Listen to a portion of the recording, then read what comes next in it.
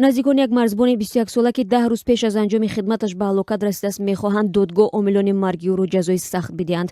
волидони Мазбутҷон Мансуров ки моҳи март талоқ шуд мегӯянд 2 соли зиндони шартӣ барои яке аз афсарон ки бар марги писараш гунаҳгор дониста шуд ҷазои бисёр сабук аст. онҳо мехоҳанд додгоҳи олӣ қазияро бознигарӣ карда омилони марги писари ҷавонашонро ҷазои сахт бидиҳад. додгоҳи низоми қурғонтепа рӯзи 18 май мерди нуров капитани қисми низомии 0306 раёсати марзбони кумитаи амнияти миллиро дар марги Мазбутҷон Мансуров сукини ноҳияи Кони Бодом гунаҳгор донист ва ба 2 соли зиндони шартӣ маҳкум кард.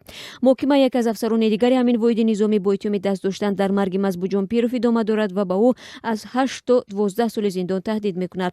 Дилафрӯз Ҳамад ва умми ҳуқуқ ва вакили дифои хонаводаи Мансуровҳо мегӯяд волидайни сарбоз аз ҳукм розӣ нестанд ва мехоҳанд аз он ба додгоҳи болоӣ шикоят кунанд. Нуровро барои баромадан аз ҳадди ваколатҳои мансабӣ ҷазо доданд ва нисбаташ ҷазои сабук таъин шудааст. ман чунин мешуморам ки сарбоз Мазбутҷон қурбонии шиканҷа гаштааст. Мардон Мансуров падари сарбози ҳалокшуда мегӯяд касе ки писарашро бераҳмона латукуб кард аст бояд ҷазои сазовор бигирад. Мазбутҷон Мансуров моҳи апрели соли 2016 ба қавли наздиконаш довталабона ба артиш рафт ва то 10 апрели соли равон бояд ба хона бармегашт. падари сарбоз мегӯяд бори охир бо писараш 22 марти соли равон телефонӣ суҳбат дошт ва Мазбутҷон ба падараш ваъда додааст ки пас аз 10 рӯз ба хона бармегардад. аммо Мардон Мансуров гуфт субҳи барвақти 24 март ба ӯ занг зада гуфтанд ки писараш даргузашт.